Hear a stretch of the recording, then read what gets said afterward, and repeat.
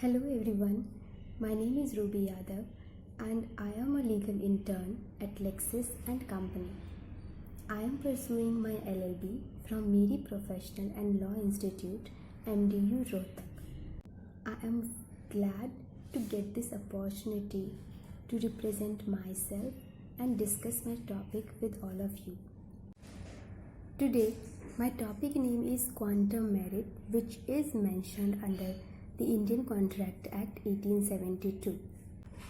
Now, the sole purpose of my topic is to tell you what is quantum merit. The meaning of quantum merit is as much as you earned. When one party does one thing or supplies some goods to the other parties and the compensation for such goods and services has not been specified or defined at the time of the formation of the contract, then in that case the law decides what is the specific and adequate compensation for those goods or services. This process is known as the quantum merit. It has been mostly seen in the cases of contract that most of the time the prices of the goods or the services has not been decided at the time of the formation of the contract. So if there is the revocation of the contract or there is any false occurred from the sides of the one party, then in that case for the damages the court will decide the adequate compensation for the another party who is the aggrieved one.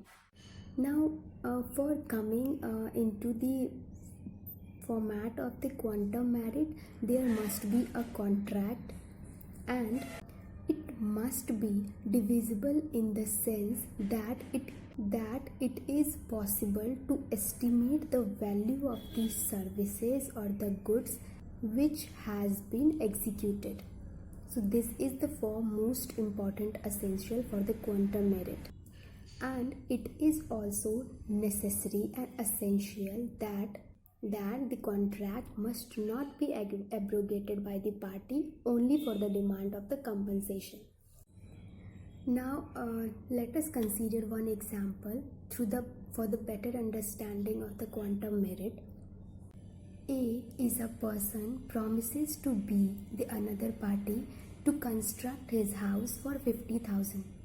After that, A has started the construction, but before the completion of the construction, B abrogates the contract and stops A from work. In such situation, A has the right to sue the B for the adequate compensation for his service that he has already rendered, and he can also sue for the damages.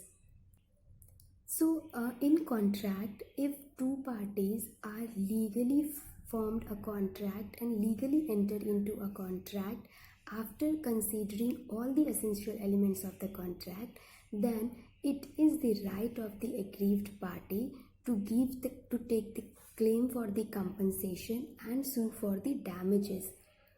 As in the contract, there is all the possible situations are mentioned through which the aggrieved party can take the compensation or the damages, but the only condition is that there must be a contract which is formed by the essential elements. This is it about the quantum merit under the Indian Contract Act 1872. That's it for the day. Thank you so much all of you.